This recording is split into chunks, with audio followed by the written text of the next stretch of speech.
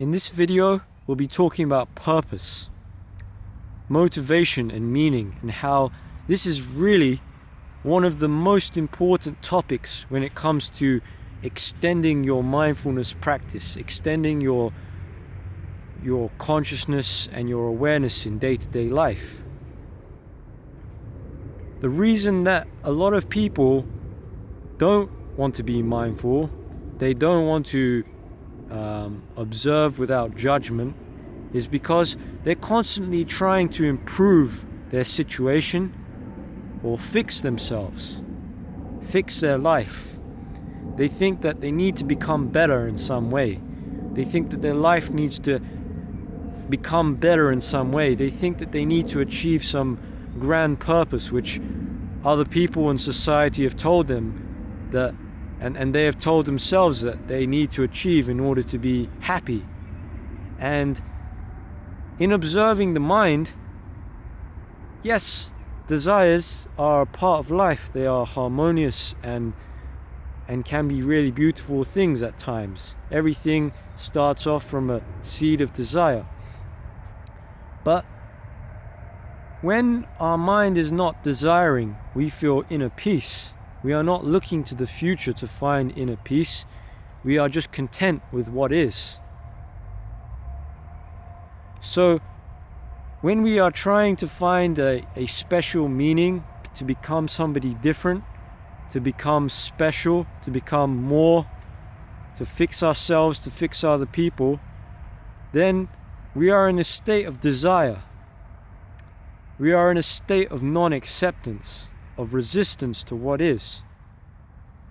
And one of the most profound epiphanies that I've had was by a meditation master who said that if you are alive, if something exists, by definition it has purpose. And for a long time I'd been trying to think, how can I achieve a more grand purpose, and this kind of thinking.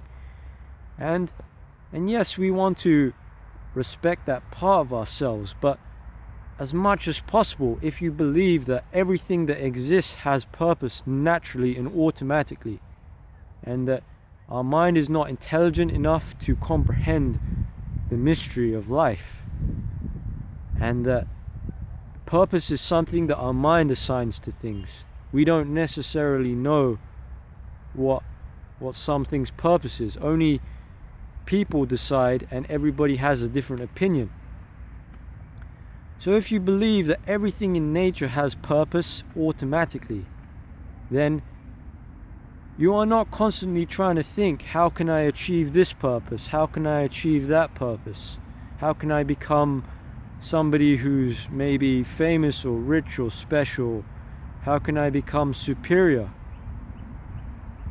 Another thing is that we try to be somebody who has everything or achieves their potential.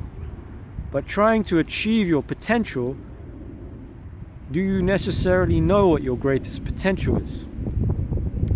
If you think that your greatest potential is this, then you are constantly trying to force yourself to become this. But what if in trying to reach your greatest potential, you actually lose your real greatest potential, which you don't know? What if we can let go and trust that nature or our real mind, our consciousness, has our best interest at heart? And that we can let go and everything happens in harmonious perfection. What if in trying to become the best of everything, we actually don't become what can be really great in one direction? What if in trying to become good in one thing, you lose your ability to become good at something else, which is very important? Just like how the bear leaves salmon behind in the winter and hibernates, and this replenishes the entire forest, a lot of things that people do, they might not understand. It might make no sense, but it has perfect harmony to it. And so if you realize that there is a time for rest and a time for action, and that the world doesn't necessarily need improving, the world is sacred as it is, then we stop trying to improve things and we dwell more in the mindful present state where everything is perfect. And when we are actually in this state of bliss and inner peace, we receive a lot more wisdom, and we are vibrating at a level that is like an enlightened being.